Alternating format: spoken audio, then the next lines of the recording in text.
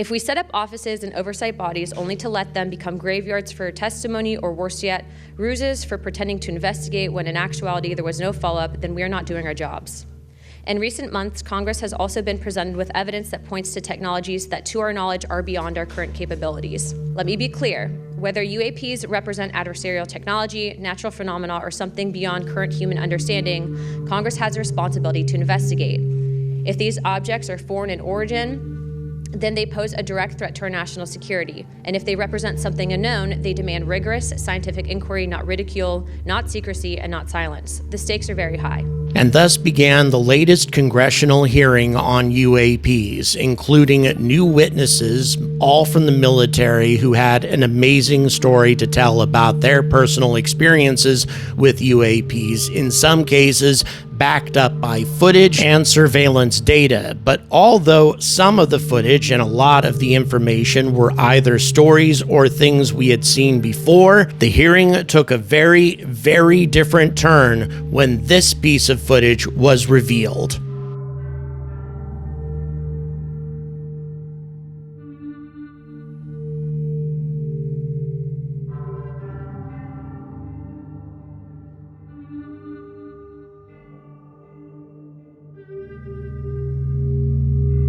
A UAP apparently shrugging off a Hellfire missile fired by a U.S. drone off the coast of Yemen. And in the course of this video, I'm going to analyze this footage, give you my interpretation of the technology that might have made all of this possible, and also the rest of the stories that were brought before the committee in this groundbreaking moment that, in my opinion, solves the question once and for all as to whether or not UAPs are real. And spoiler alert, they absolutely are.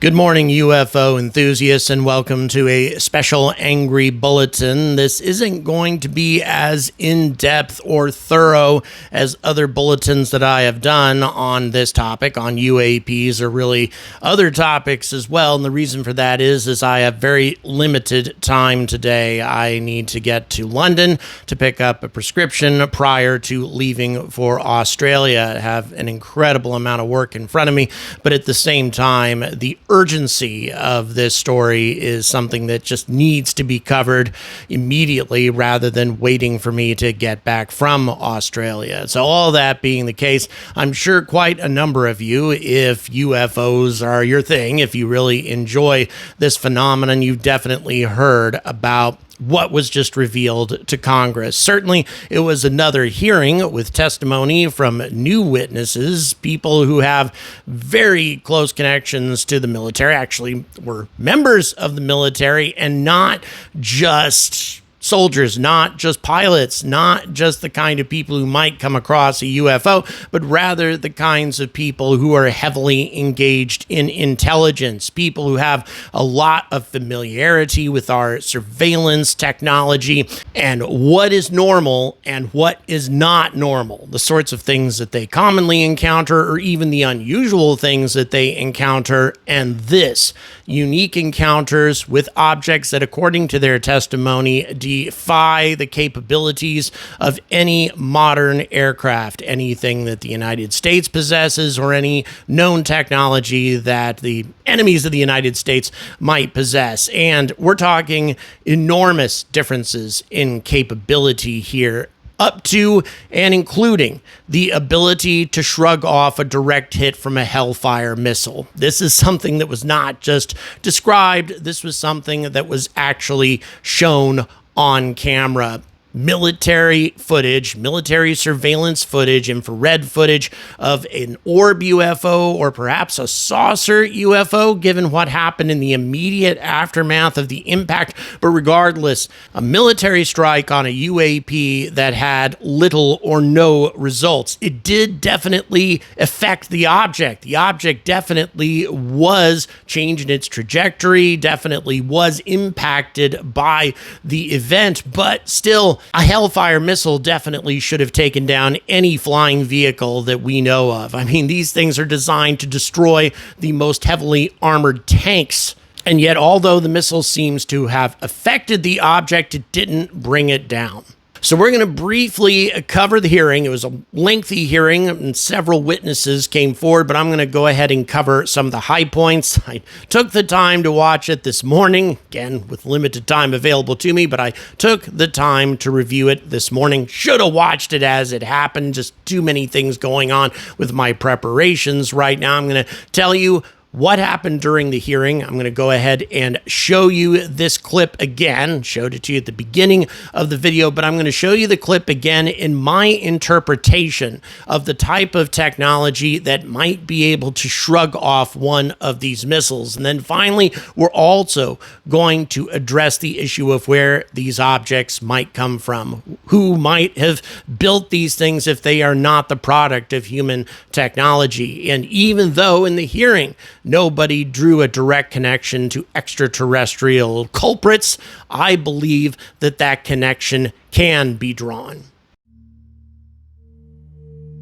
The first witness was Jeffrey Nucitelli, a former military police officer who served 16 years in the Air Force, and he talked about possible UAP incursions, several of them between 2003 and 2005 near Vandenberg Air Force Base in California. It's now known, by the way, as Vandenberg Space Force Base, when officials were conducting high-stakes launches for the National Reconnaissance Office. And according to Nucitelli, massive objects that appeared like flying buildings approached military personnel and pulsed and moved in strange ways, including instantaneous acceleration, something that is very commonly described with these types of encounters. This, by the way, includes the infamous Red Square event. We're not talking about small objects here, orbs or saucers 5 meters in diameter or anything like that. These are massive objects the size of football fields that were witnessed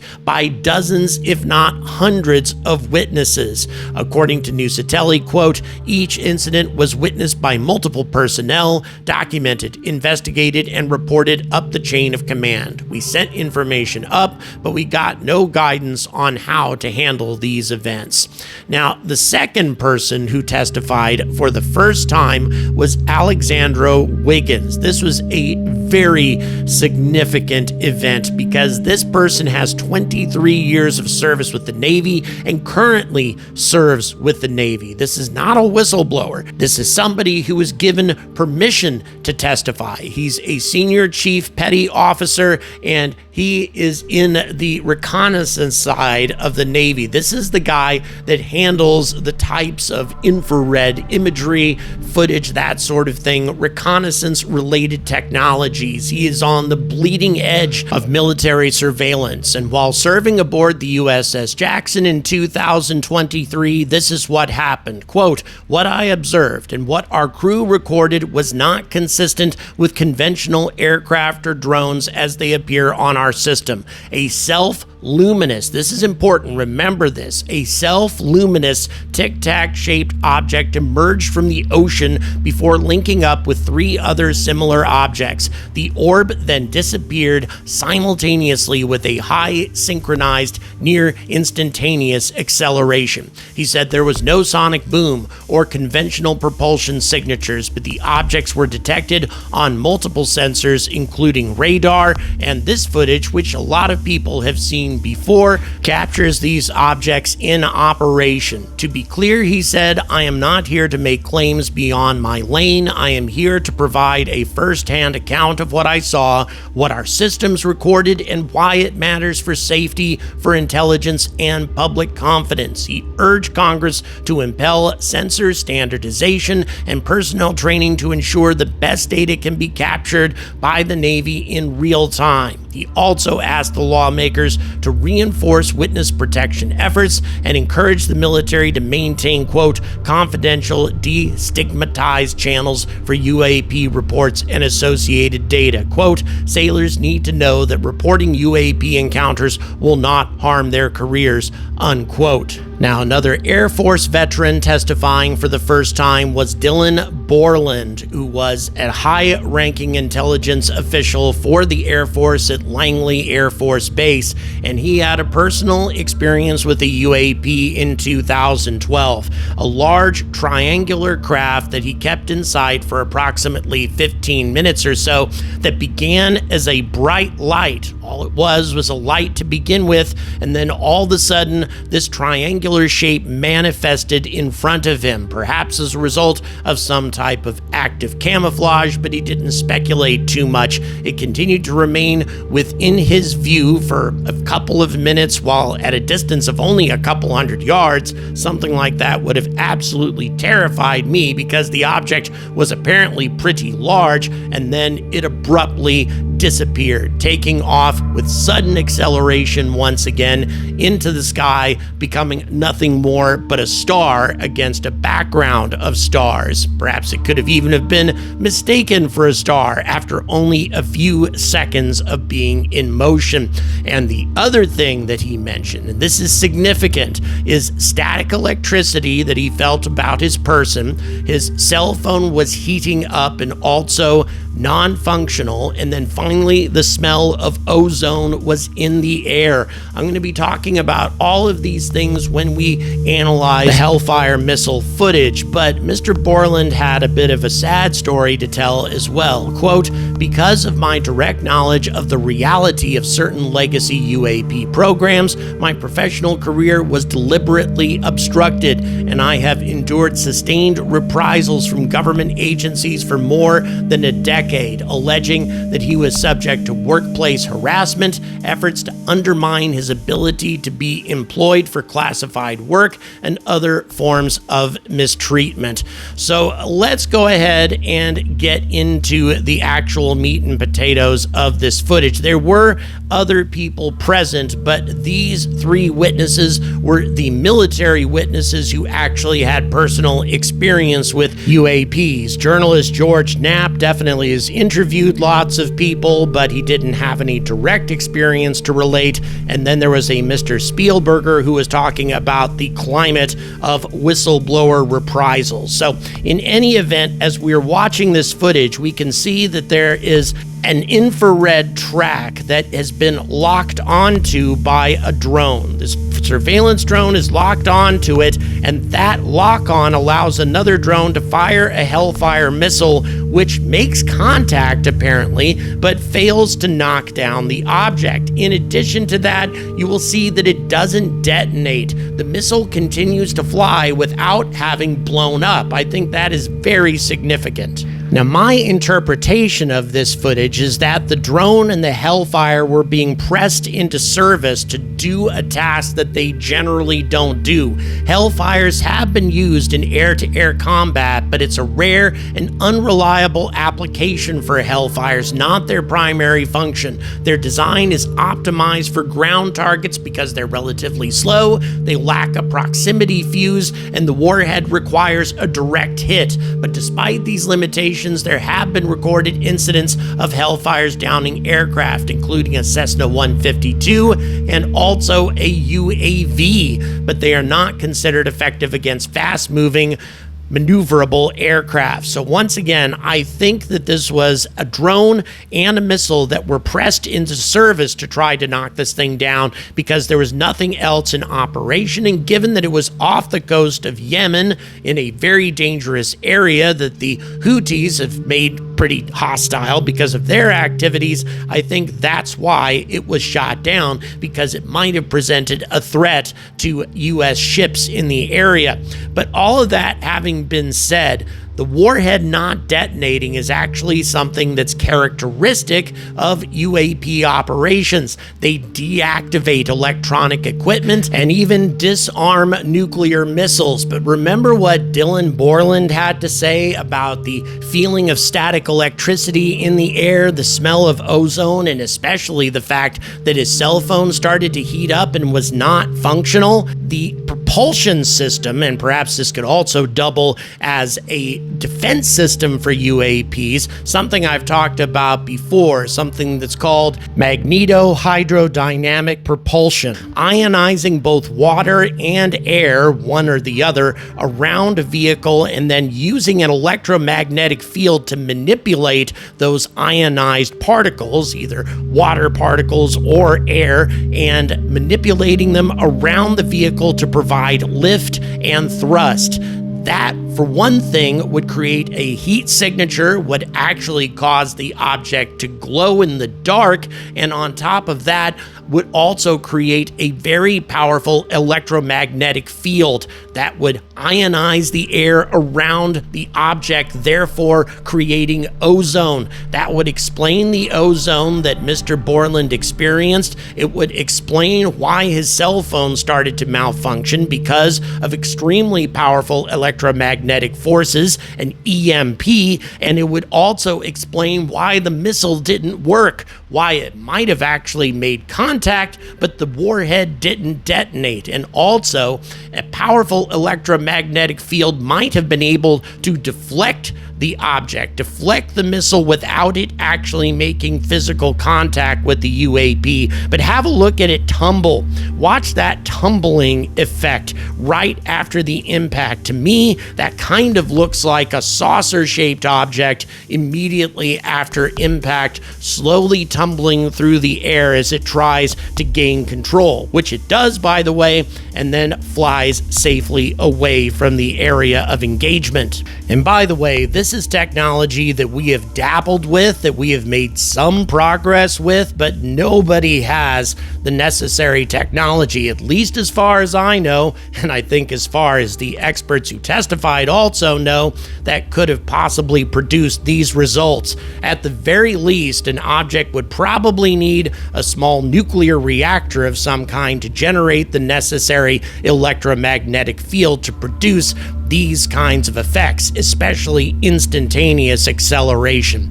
Okay, all of that having been said, what's the connection to an extraterrestrial point of origin? Well, some of you may know where I'm going here, and that is with the work of Dr. Beatrice Villarroel. I'm not going to get too in-depth into what her discoveries were, but she and her team of astronomers conducting research on photographic plates dating back to the early to mid-1950s, when we had no satellites in orbit, strongly indicate that extraterrestrial objects or technology of some kind was in Earth orbit at this time, and direct connections were made with the appearance of these objects in orbit and UFO encounters here on Earth. There was a substantial increase in UFO sightings immediately before and after the appearance of these objects in our skies. Once again, a very, very compelling connection between UFOs and an extraterrestrial point of origin that can be confirmed with quite a lot of astronomical data, something that needs to be talked about a lot more thoroughly, something that needs to be presented in the next congressional hearing, in my opinion. Hopefully, that's something that takes place very, very soon. And by the way, if you want to make your opinions known, contact your congressman, contact the White House, let them know that we need more transparency in the field of UAP research. So once again, I think this was a groundbreaking moment in the history of UFO research. This is an incredible moment where we very clearly saw an object that was real, an object that was real enough actually for the military to choose to fire on it, and an object that was able to shrug off one of our most devastating armor-piercing missiles. A missile that generally isn't supposed to be used against aircraft, at least that's not its most common use, but at the same time, given its capabilities, its warhead, its armor-piercing capabilities, it should not have been able to survive that experience. And again, as you've heard in my assessment of all of this, I've got an idea as to how it might have survived, what kind of technology was being employed, but nevertheless, until all of this is researched a lot more thoroughly, and until this evidence is actually released to the public, we're never really going to be very clear as to what exactly we're dealing with. We need the best scientists in the world to be studying this openly. But at the same time, I can understand why administration after administration has chosen to either not look into this or keep it a secret from the public, because now we know for a fact that some of our most advanced air-to-air capabilities, our most advanced missiles, seem to be incapable of bringing these objects down. And if our best military technology is either helpless or ineffective, or at least not enough against objects like this, it's going to introduce a lot of uncertainty into society. The knowledge that another civilization, another species, whatever you might want to call them, is monitoring us, keeping us under surveillance, traveling with impunity through our skies, and we're powerless to do anything about it. Yeah, that would introduce a lot of uncertainty into the economy, the stock market, because who knows when these things might turn hostile. And if they do turn hostile, are we going to be able to do anything about it? If they're capable of deactivating our nuclear weapons, incapacitating our most sophisticated weapon systems, or simply surviving an impact with one of these weapon systems, then what can we really do to stop them if they do turn hostile? And when it comes right down to it, was firing on them the best idea in the first place? Might these kinds of actions eventually make them turn hostile? Again, a lot of unanswered questions, but I do deeply appreciate the fact that we have congressional representatives from both parties, especially Representative Luna is one of President Trump's biggest supporters, but at this point, she's leading the charge in claiming that the government is continuing to hide the truth from the American people, the military, the Pentagon, etc.